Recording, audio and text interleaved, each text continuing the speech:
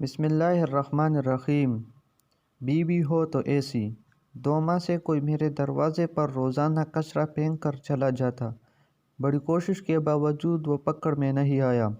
اہلیہ نے کہا کہ یقیناً یہ محلے کا کوئی ایسا بندہ ہے جو فجر کی نماز باقاعدگی سے پڑھتا ہوگا اور مسجد جاتے ہوئے یہ کارنامہ سر انجام دیتا جاتا ہوگا۔ اب مسئلہ تھا میرا اپنا۔ میں پکا نہیں کچا مسلمان تھا۔ روزانہ 10 بجے اٹھ کر فجر قضا پڑھا کرتا تھا۔ 20 دن قبل میں نے اہلیہ سے فجر میں اٹھانے کا کہا تو اہلیہ حیران کہ یہ آج سورج مشرق کی بجائے مغرب سے کیسے نکل رہا ہے۔ خیر انہوں نے مجھے اگلے روز فجر کے وقت اٹھا دیا۔ میں نے اٹھتے ہی کھڑکی سے نیچے جھانک کر دیکھا تو دروازے پر کچرا موجود نہیں تھا۔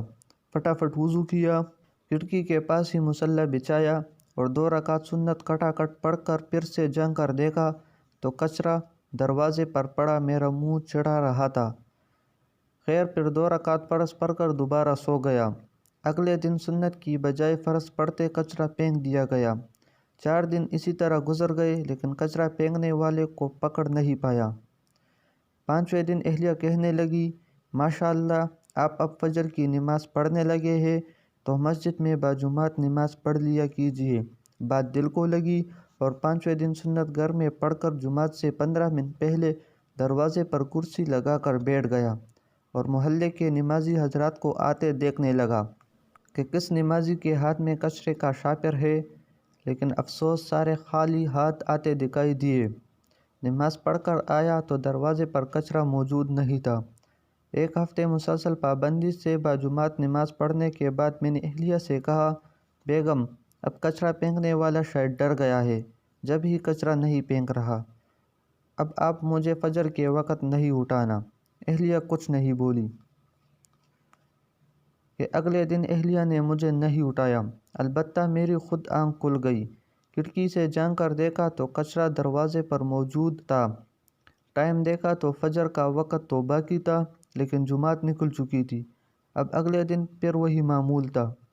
2 ہفتے مسلسل فجر کی نماز باجماعت پڑھتا رہا اور دروازہ صاف ملتا رہا۔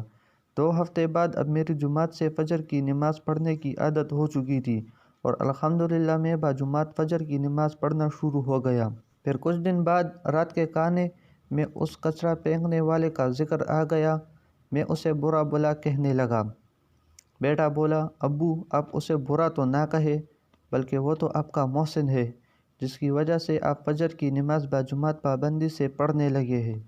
بیٹے کی بات سن کر میرے دماغ کو جھٹکا سا لگا اور سب کو غور سے دیکھنے لگا۔ مجھے یوں اپنی طرف دیکھتے ہوئے سارے ہنسنے لگے۔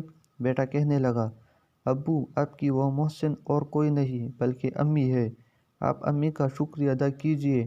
میں نے اہلیہ کی طرف دیکھا تو کہنے لگی، جب گھی سیدھی انگلی سے نہ نکلے تو ٹیڑھی انگلی سے نکالنا پڑتا ہے۔ یہ سبق ہے سب بیویوں کے لیے کہ وہ چاہے تو اپنی اولاد کے علاوہ اپنے خاوند کی بھی تربیت کر سکتی ہے، ہاں اگر وہ خود تربیت یافتہ ہو۔